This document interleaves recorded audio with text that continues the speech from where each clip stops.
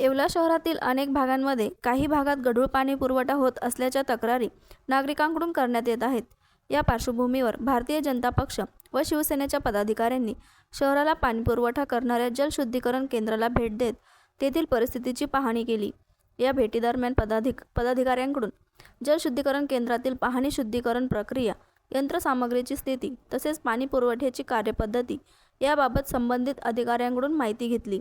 शहरातील काही भागांमध्ये गढूळ पाणी पुरवठा होत असल्यामुळे नागरिकांमध्ये नाराजी निर्माण झाली असून याबाबत त्वरित उपाययोजना करण्याची मागणी पदाधिकाऱ्यांनी केली।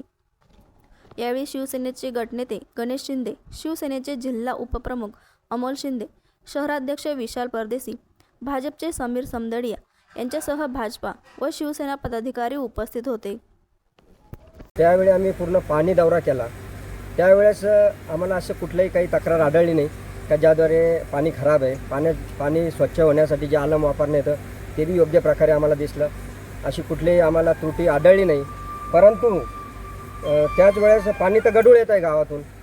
मग आम्ही सर्व चर्चा केल्यानंतर लक्षात आलं की गावात काही ठिकाणी वॉल खराब असतील किंवा काही पाईपलाईन जुन्या असतील, त्यामुळे ते पाणी खराब येत असेल। तर इथल्या अंधारे साहेबांनी आम्हाला आश्वासन दिलं की जिथे जिथं पाणी गढूळ येत आहे ते स्वतः तिथं पाणी दौरा आयोजित करतील आणि जनतेला कुठेही गढूळ पाणी येणार नाही याचं आम्हाला त्यांनी आश्वासन दिलं आहे। आज आम्ही शिवसेना भाजपतर्फे वॉटर सप्लाय इथं आलेलो आहे पाणी करायला। येवल्यात भरपूर ठिकाणी लोकांची समस्या, गढूळ पाणी येते, खराब पाणी येते। याच्यावर शिवसाहेबांनी लक्ष देऊन लोकांना चांगलं पाणी भेटावं ही आमची शिवसेनेतर्फे अपेक्षा आहे। श्री लाकडी घाणातील सर्व प्रकारचे तेल तयार करून मिळण्याचे एकमेव ठिकाण जुनी माळी गल्ली, खंडेराव मंदिराजवळ येवला। श्री लाकडी घाणा तेल। संपर्क सुमित गायकवाड 9421 09 6253।